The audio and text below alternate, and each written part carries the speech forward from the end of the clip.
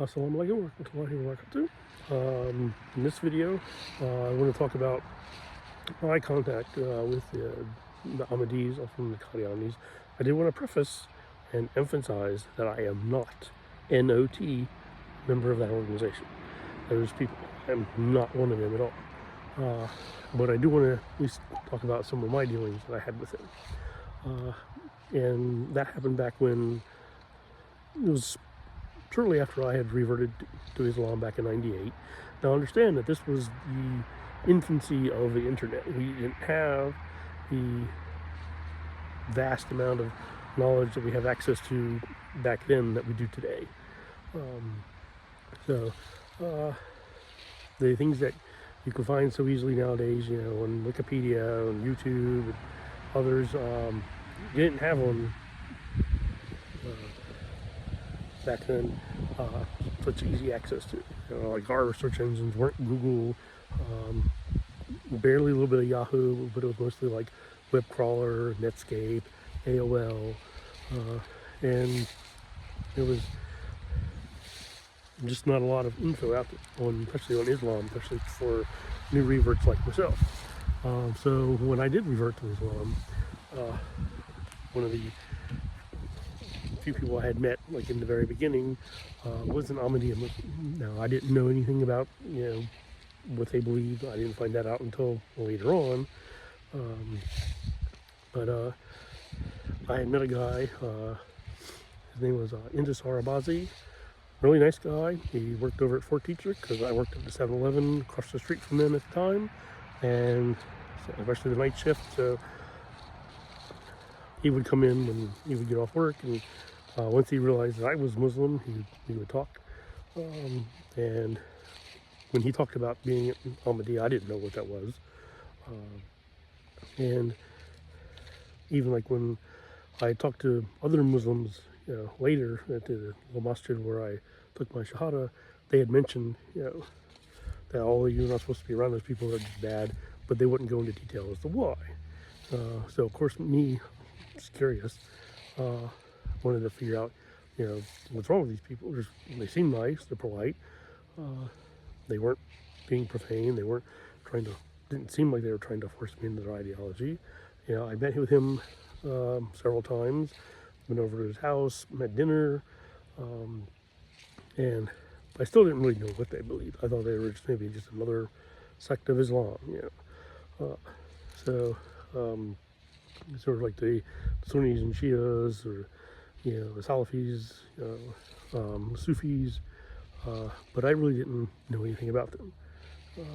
So yeah, I was ignorant at the time, and there wasn't really anybody there to educate me on them. And with the infancy of the internet, you know, there wasn't a lot of info out there for me to check out and find, and so, you know, I had to go with based off of this reaction of the person that I met. And he seemed like a nice guy, so I hung out with him for a few months. And one time then, it was only after I went to their mosque in Springfield, here in Maryland at the time. I don't live there now, but I went there, and then that's when I realized what this whole thing was all about with them. And I realized, at least in my interpretation, they weren't what would really be considered true Muslims, because when they believed that Mirza Ghulam Ahmad was not just the Messiah, they believed that he was also the Mahdi. They also believed that he was Maitreya for the Buddhists, Lord Kalki for the Hindus, the Saryashant for the Zoroastrians. It's like, wow, like, this guy's a really popular dude. If he thinks he's all these things, it's like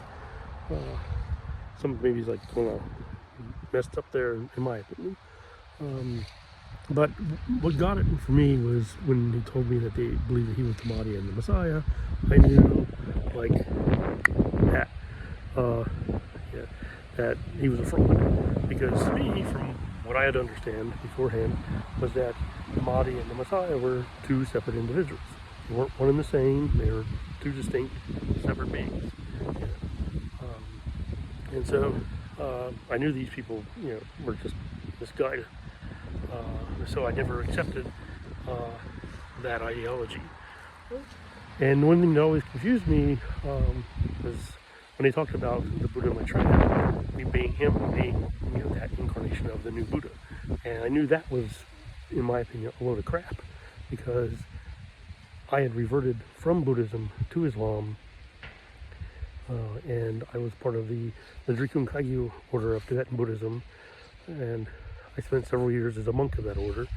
And so I knew kind of like what the next Buddha was going to be. I knew that he was, at least in Buddhist terminology, he was supposed to descend from Tushita heaven and incarnate into to become the new Buddha. But particular criteria had to be fulfilled or for that to happen. One of those was that all the previous teachings of the Buddha, Shakyamuni, had to be gone from the earth. It couldn't, like, the means of the Four Noble Truths, the Eightfold Path, all that was no longer existing. So I knew, and since those teachings are still here, I knew this guy wasn't Maitreya, and plus, I always kind of felt kind of odd when I went down there to the mosque in Silver Spring, because it was like their national headquarters here in the U.S. And I was there when I never got to meet the guy, never met him, but Tahir, the one caliph who was the caliph for that faith at the time, I never met him, but I was there one time when he showed up. But